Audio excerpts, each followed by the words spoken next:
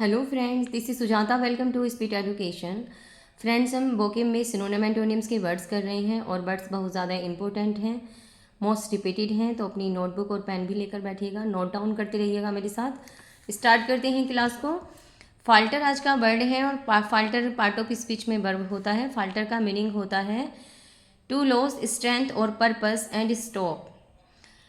शक्ति और अपने उद्देश्य को खो देना, अपने शक्ति और उद्देश्य को खो देना और रुकना। जब अपनी शक्ति और उद्देश्य को हम खो देते हैं और रुक जाते हैं, उसके लिए वर्ड आता है फाल्टर का मीनिंग होता है लड़खड़ाना, डगमगाना, हकलाना। तो फाल्टर आता है डगमगाने के लिए, लड़खड़ाने के लिए, हकलाने के लिए। इट मीन्स जब हम अपनी बातों को सही से स्पष्ट नहीं कर पाते किसी दूसरे के सामने और हम उसमें डगमगा जाते हैं, हकलाने लगते हैं, हमारी बॉडी में कंपन होने लगता है, उसके लिए वर्ड आता है फाल्टर। और अब आपको समझ में भी आ गया होगा फाल्टर का मीनिंग। फाल्ट से बना है फाल्टर, मिस्टेक कर देना। ओके, तो सिनोनियम देख लेते हैं। फ्लक्चुएट, डेम्यूर, डीथर, वेवर, स्टम्बल और स्टैगर। सभी वर्ड मैंने इंपॉर्टेंट लिए हैं और सभी वर्ड्स मोस्ट रिपीटेड हैं। इनको नोट डाउन जरूर करिएगा फ्रेंड्स, इग्नोर नहीं करना है, इंपॉर्टेंट है सभी वर्ड्स।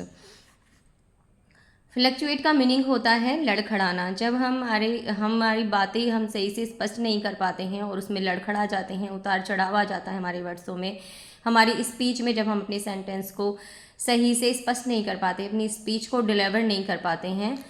और डेम्यूर आता है डगमगाना, डगमगाने लगते हैं। डीथर आता है कंपन के लिए, कांपना। डीथर का मीनिंग होता है कांपना, जब हमारी बॉडी में कंपन होने लगता है, जब हम अपनी स्पीच को दूसरों के सामने उसे सही से डिलीवर नहीं कर पाते हैं और उसमें हमारी बॉडी में कंपन आने लगता है, हम अपने वर्ड्स को सही से बोल नहीं पाते हैं। ओके, तो वेबर का मीनिंग होता है डगमगाना। स्टम्बल, रुकावट आ जाना, मिस्टेक हो जाना। रुकावट के लिए आता है जब रुक जाते हैं हम अपनी बातों में, स्टम्बल हो जाते हैं। स्टैगर आता है लड़खड़ाने के लिए। ओके, तो सभी वर्ड्स के मीनिंग भी क्लियर हो गए होंगे। फ्लक्चुएट, डेम्यूर, डीथर, वेवर, स्टम्बल, स्टैगर सभी सिनोनियम हैं और वर्ड्स बहुत ज़्यादा इंपॉर्टेंट हैं।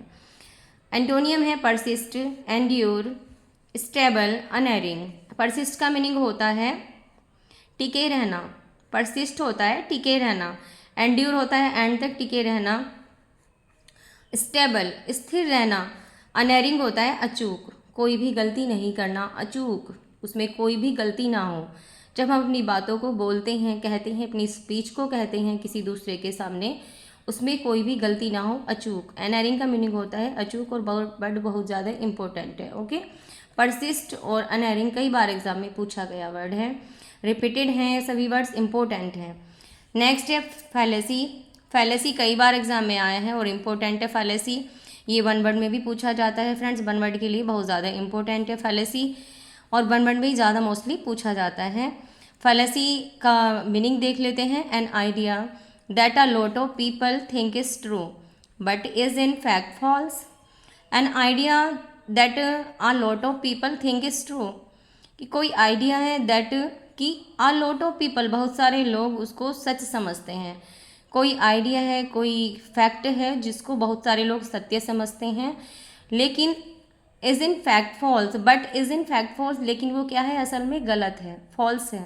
तो कोई आइडिया है, कोई बात है, कोई फैक्ट है जिसको बहुत सारे लोग सच समझते हैं, लेकिन वो असल में क्या है, गलत है। तो वो हमारे मन में, हमारे माइंड में क्या बनी हुई है, भ्रांति बनी हुई है, एक भ्रम की स्थिति बनी हुई है कि जो चीज़ गलत है हम उसको सच समझ रहे हैं। वो क्या है, हमारे मन में एक भ्रम है, हमारे माइंड में। तो फैलेसी का मीनिंग होता है भ्रांति, भ्रम की स्थिति होना, भ्रांति होना माइंड में, उसके लिए वर्ड आता है फैलेसी। और फैलेसी के कुछ सिनोनियम है वो देख लेते हैं। Delusion, mistake, deception, illusion, chimera. Delusion आता है भ्रम होना, भ्रम की स्थिति होना। भ्रम धोखे के लिए आता है डेल्यूजन, भ्रम होना, धोखा होना, मिस्टेक होना। डिसेप्शन आता है धोखे के लिए, कि हमें क्या है, हमारे माइंड में एक भ्रम की स्थिति है, धोखा है हमें उस बात का। इल्यूजन है, भ्रम है। काइमरा बहुत ज़्यादा इंपॉर्टेंट वर्ड है। काइमरा कहते हैं कल्पना, कि हम अपने माइंड में वो कल्पना बनाए बैठे हैं, एक भ्रम की स्थिति बनाए बैठे हैं किसी भी बात के बारे में। ओके फ्रेंड्स, तो डेल्यूजन, मिस्टेक, डिसेप्शन, इल्यूजन और काइमरा बहुत ज़्यादा इंपॉर्टेंट वर्ड्स हैं सभी।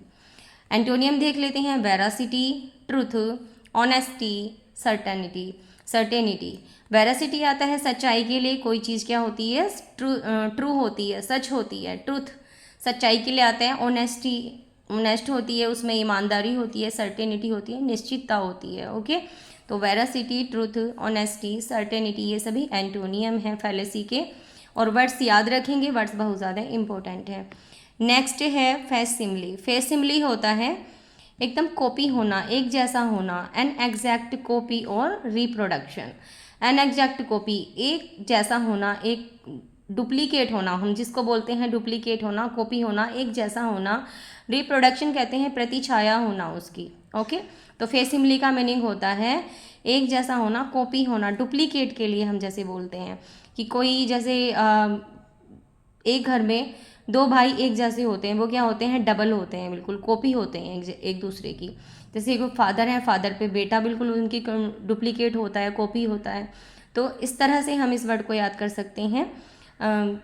किसी भी चीज़ के बारे में सोच के वर्ड याद रहता है। एन एग्जैक्ट कॉपी और रिप्रोडक्शन की प्रतिछाया होना, जैसे हमारी परछाई होती है, हमारी छाया होती है, वो हमारे ही जैसी होती है। ओके, तो फेसिमली का मीनिंग होता है कॉपी।